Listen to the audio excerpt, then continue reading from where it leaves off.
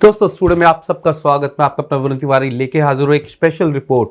कौन से अभी रूल्स चेंज हुए हैं थोड़े दिन पहले और काफ़ी इस चीज़ को लेके बवाल हुआ है कि क्या चल रहा है। तो आइए आज बातचीत करवाता हूँ एक स्पेशल रिपोर्ट में हरजिंदर जी से, जो उनसे इंडिया से लॉ की डिग्री की है उन्होंने आइए बातचीत करवाता हूँ स्पेशली इस स्पेशल रिपोर्ट में क्या हो रहा है। हरजिंदर जी स्टूडियो में आपका बहुत बहुत स्वागत। नमस्कार। तो ऐसा है कि वरुण क्या है, मैंने यहाँ 5 साल काम भी किया हुआ है जी इंडियन कॉन्सुलेट सिडनी में 2010 से 2005 तक। तो अब ये उस वक्त भी ये इस टाइप का एक इशू उठा था। उस वक्त संजय सुधीर यहाँ कौंसल जनरल हुआ करते थे। तो उस वक्त ये इशू उठा था इनका कि जब पहले ऐसा नहीं था।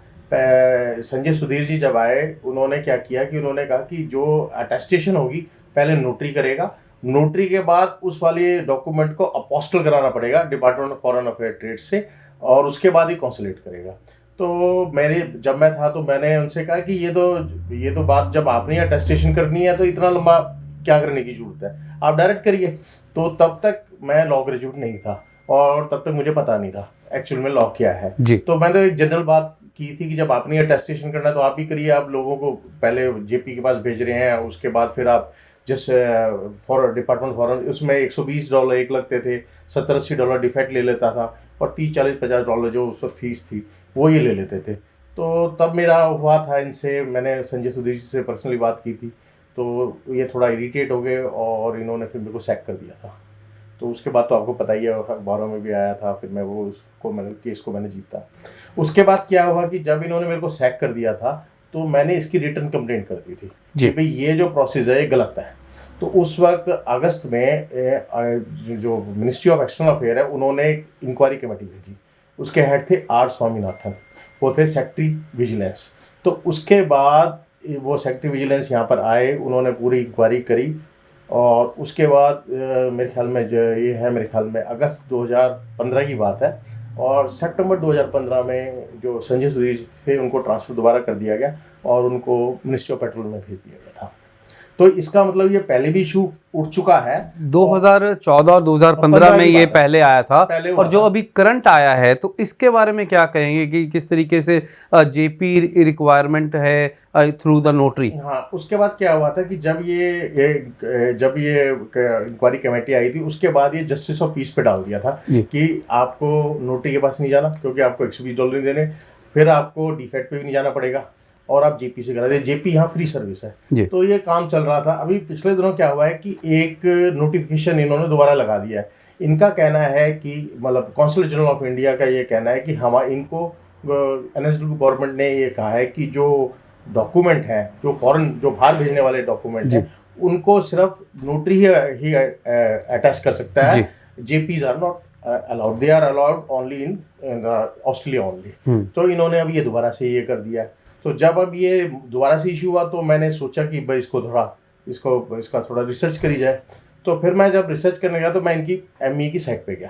तो ME की साइट पे मेरे को एक्ट मिला जिसका नाम है diplomatic and consular officers oath and fees act 1949। तो जब मैंने ये पढ़ा तो इस एक्ट से में सेक्शन 3 में ये लिखा हुआ है कि इन्हीं को ही पावर दी गई है, जैसे कौंसल जनरल को और जितना भी इंडिया बेस्ड स्टाफ है उनको ये पावर दी गई है कि वो अटैच कर सकते हैं। गवर्नमेंट ऑफ इंडिया ने एक स्पेशल लॉ पास किया क्योंकि नॉर्मल तौर पे जो इंडिया में नोटरी या ओथ कमीशन होते हैं उनकी अपॉइंटमेंट होती है गवर्नमेंट की तरफ से, बेसिकली वो वकील होते हैं, ये तो वकील होते नहीं है। तो उन्होंने गवर्नमेंट ऑफ इंडिया ने 1948 में ये एक लॉ पास किया और इनको एक स्पेशल पावर दे दी है कि आप अगर बाहर जाएंगे, भारत के देशों में जाते हैं, तो आप किसी भी डॉक्यूमेंट को अटैच कर सकते हैं, किसी का भी ओथ पे उसको स्वॉर्न इन कर सकते हैं। वो बंदा आपके पास आएगा, आप उसको वेरीफाई करेंगे और उसको अटैच करके दे देंगे। ये रूल ऐसे ही चलता आ रहा था।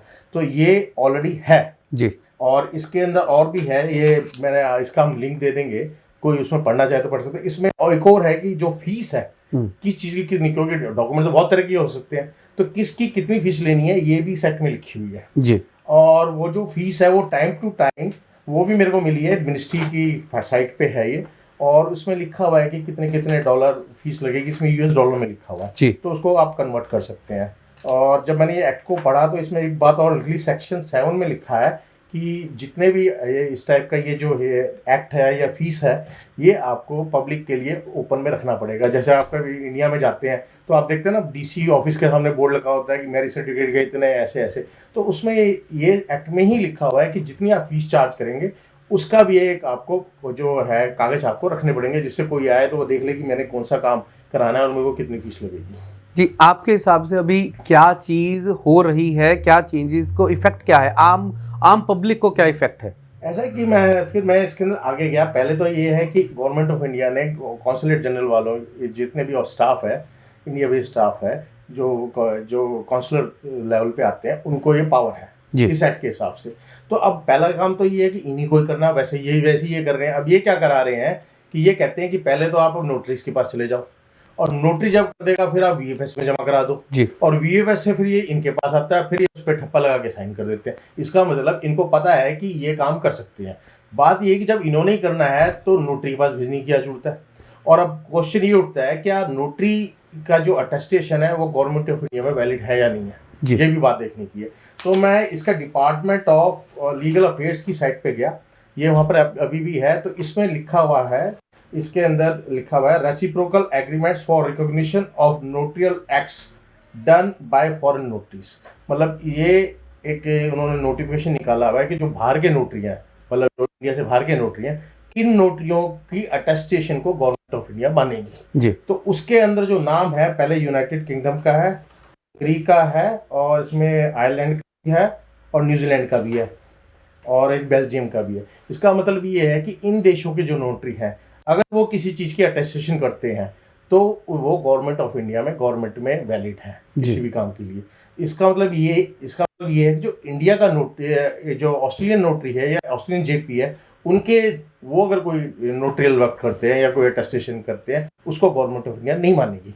तो जब गवर्नमेंट ऑफ इंडिया नहीं मान रही, तो ये जो कौंसल जनरल का जो है, ये इसको वहाँ क्यों हो जा रही है, तो इनवैलिड हो जाएगा वहाँ पर जाते ही, कि जब गवर्नमेंट ऑफ इंडिया ने कहा मानेंगे ही नहीं, तो इनको क्या जरूरत पड़ी है वहाँ भेजने की।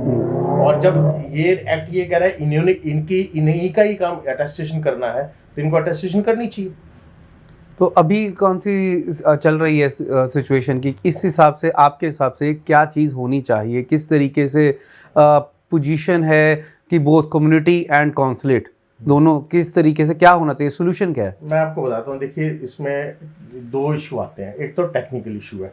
एक बात है कि जैसे हम यहाँ जस्टिस ऑफ पीस के पास जाते हैं, जस्टिस ऑफ पीस या नोटरी के पास जाते हैं, वो पहले हमारा आईडी देखता है। वो आईडी देखता है और उसमें लिख देता है seen the ID number such and ID, and उसके बाद वो लिखता है साइन बिफोर मी, और उसमें डेट डाल देता है और अपने स्टैम्प लगा देता है। ठीक है, ये है, this is called attestation. Attestation mean verified, किसी चीज को वेरीफाई करना और सर्टिफाई करना, या उसको असर्टेन करना कि भी ये जो आदमी के साइन है ये मेरे सामने, और कुछ तो करते नहीं, डॉक्यूमेंट का कंटेंट है उसके कोई लेना देना नहीं है। ये अटेस्टेशन का मतलब है, ये है कि इस आदमी ने मेरे सामने साइन किया जिसकी आईडी ये थी जी। तो ये काम ये कॉन्सुलेट में भी हो सकता है। जैसे मान लीजिए इनके पास 10 या 15 डॉक्यूमेंट मैक्सिमम आते होंगे, इससे ज़्यादा आएंगे भी नहीं।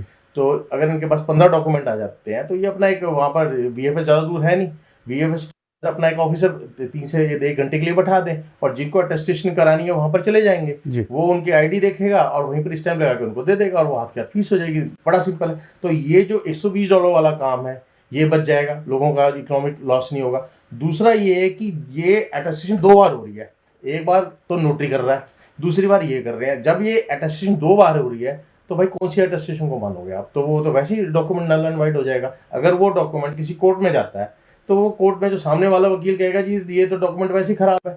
ये कैसे हो सकता है कि एक आदमी एक टाइम में एक बार सिग्नेचर किया और उसके दो पार्टियों ने अटेस्टेशन कर दिया? ऐसा तो नहीं हो सकता। दो अलग अलग जगह पे दो अलग-अलग जगह पे दो अलग वो और दूसरी बात ये है कि जो ये नोटरी के सामने साइन हुआ है, वो नोटरी तो अटेस्ट कर रहा है, ठीक है जी मेरे सामने साइन हुआ है।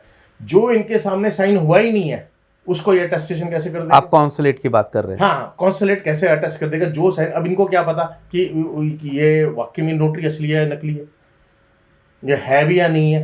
ये भी तो हो तो वो सकता है उसकी स्टैंप पे भाई कोई भी स्टैम्प बना सकता है, जब इंडिया में बन सकती है यहाँ भी बन सकती है। या मान लो ऐसा है कि बहुत सारे ड्राइविंग लाइसेंस यहाँ जो हैं लोग आते हैं, जब मैं कॉन्सुलेट में तो आते थे ड्राइविंग लाइसेंस, ये इन्होंने ड्राइविंग लाइसेंस सर्टिफाई करके दिया होता, तो बाद के अंदर वो कहीं एक्सीडेंट कर देता था, फिर जो क्या कहते हैं NSW पुलिस वाले भेजते थे, ये तो आपने सर्टिफाई कैसे कर दिया, तो ड्राइविंग लाइसेंस नकली है।